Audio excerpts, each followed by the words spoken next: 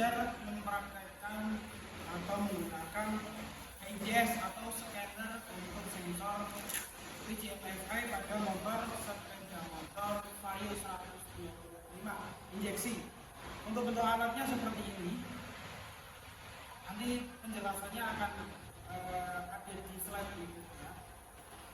Terus alat-alat yang kita butuhkan pertama adalah manual book atau buku manual. Buku manual yang punya Vario 125 injeksi. Ini nanti berfungsi untuk melihat spesifikasi dari kerusakan-kerusakan dari sistem dari PCMFI Vario itu sendiri. Terus kemudian ada IDS. Kali ini yang saya gunakan mereknya adalah Starnik. Ini adalah IDS atau scanner untuk injeksi khusus motor Honda. Nah, terus ada kabel untuk dikonekkan ke DLC konektor. Terus ada multitester untuk mengecek baterai. Nah, untuk penggunaan multi sendiri, ini kebetulan saya menggunakan merek Sanwa. Ini selektor kita arahkan ke voltase. Terus kemudian pilih ke DC karena kita mau mengukur tegangan dari baterai. Tegangan baterai adalah DC volt. Nah, untuk alat scanner atau HIDS ini yang merek Starnik, ini kebetulan ada beberapa lampu yang ada di sini.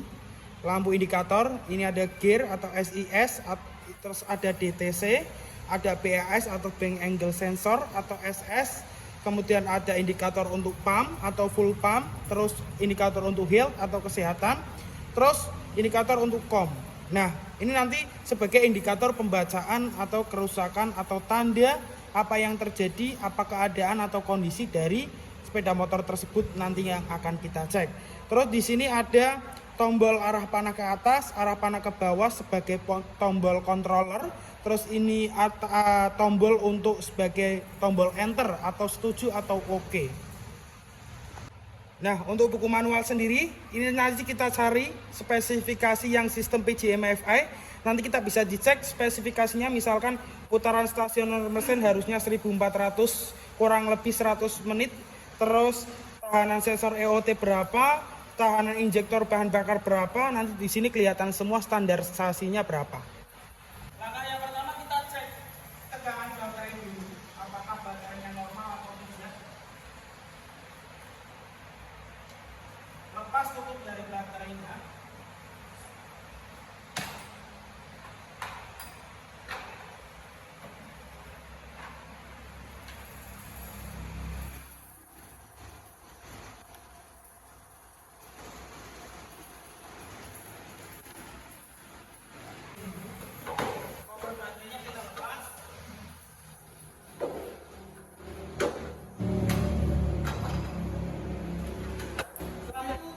Menggunakan multitester, selektor kita arahkan ke voltase, terus ke DC,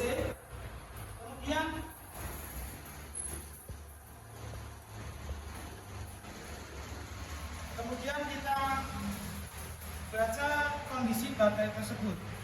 Yang terminal plus harus menyambung ke baterai yang plus, yang hitam harus menyambung ke terminal negatif baterai. Nah, kalau di sini dicek adalah voltasenya 13,26 DC volt ya. Jadi masih standar. Standarnya kalau kita lihat dari spesifikasi dari motor Vario ini adalah 12,40 voltase. Untuk mengecek atau menyeken dari injeksi motor Vario ini, langkah yang pertama kita adalah konekkan dulu antara kabel dengan scanner atau HIDS ini. Jangan lupa dikencangkan, ini biar tidak lepas ketika saat kita melakukan pengecekan. Terus setelah ini sudah terpasang, ini tinggal kita masukkan saja ke DLC konektor yang ada di motor. Kabel. Terus langkah yang kedua adalah kita melepas tutup dari DLC konektor yang ada di sepeda motor. Ini dilepas. Setelah dilepas, masukkan kabel konektor HIDS ke dalam DLC yang ada di sepeda motor. Jangan sampai kebalik. Ini harus benar. Ya. Setelah terkonek, scanner atau HIDS atau alat scan ini terkonek, kita kunci kontak putar arah ke on. Otomatis scanner akan menginisialisasi atau akan hidup, akan bekerja. Terus kemudian kita pilih dulu motor yang akan kita scan, itu jenis motornya atau merek motornya apa, di sini tersedia. Nah, ini sebagai controller kita arahkan saja, kita cari, berarti motornya sepeda motor Vario 125. Kita cari dulu Vario, Scoopy, Verza, sudah Vario, Beat, FI, Vario. Nah, Vario 125. Ini arah controller sudah ke Vario. Setelah itu kita tekan tombol enter. Nah, terus kemudian di sini ada indikator-indikator yang sedang nyala. Ya, ini merah berarti mati. Ini full pumpnya mati karena motornya belum hidup, belum kita starter. Jadi akan merah. Nanti ketika kita starter, ini akan berubah menjadi kuning, artinya bekerja. Kalau misalkan motor kontaknya on, terus kita starter tapi kok kuningnya yang pump ini tidak ke kuning, berarti terjadi masalah di full pump. Dan di sini kita bisa ngecek putaran, terus sensor ECT, TP sensor, injektor, dan lain sebagainya ya. Semua sudah ada O2 dan lain sebagainya. Sudah bisa otomatis kita lihat standarnya nanti berapa, dicocokkan kepada buku manual book. Kita starter dulu motornya. Nah, ketika motor jalan berarti pumpnya akan kuning. Ini sebagai indikator bahwa motor ini sudah jalan. Terus kita lihat putarannya 1200, 1300, ECT-nya 51, terus TP sensornya 0, injektornya segini 3,30.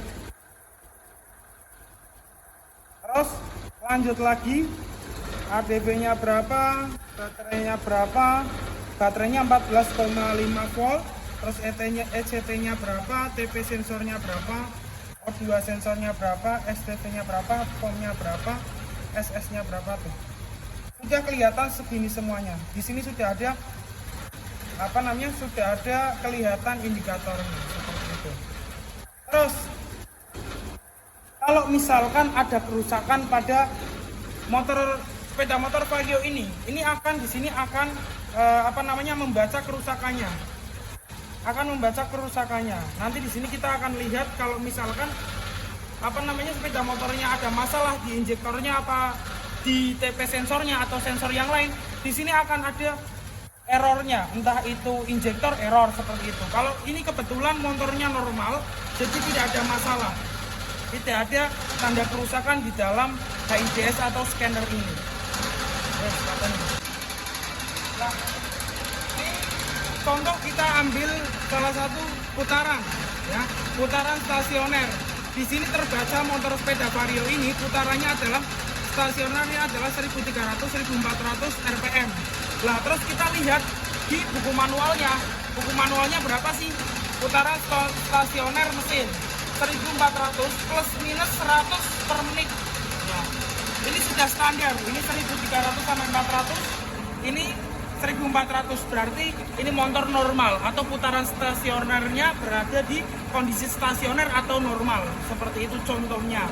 Nah, setelah kalau dicek di sini tidak ada kerusakan atau hal-hal yang aneh, jadi kita langsung aja putar kunci kontak ke posisi off lagi. Nah, otomatis mesin akan mati. Kemudian kita cabut dari DLC konektornya, kita tutup kembali dan pasang semuanya dengan baik dan benar.